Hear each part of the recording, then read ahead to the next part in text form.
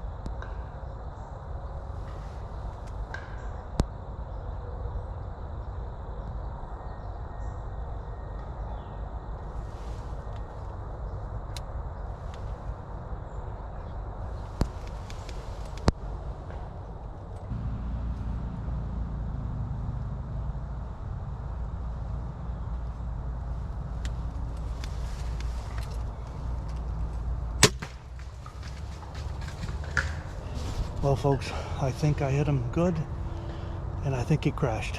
So I'm gonna pack up the gear, close up, put everything in the car, and give him a little time to settle down. Get him before that red fox finds him.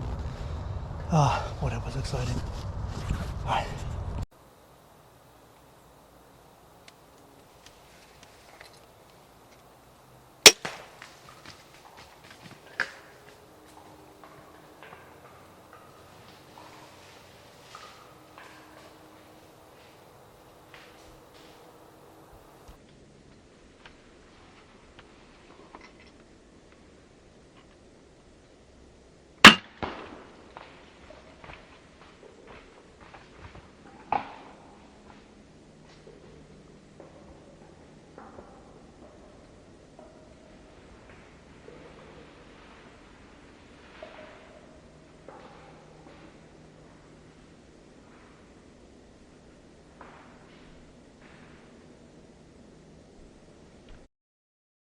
And so I ended a very successful morning.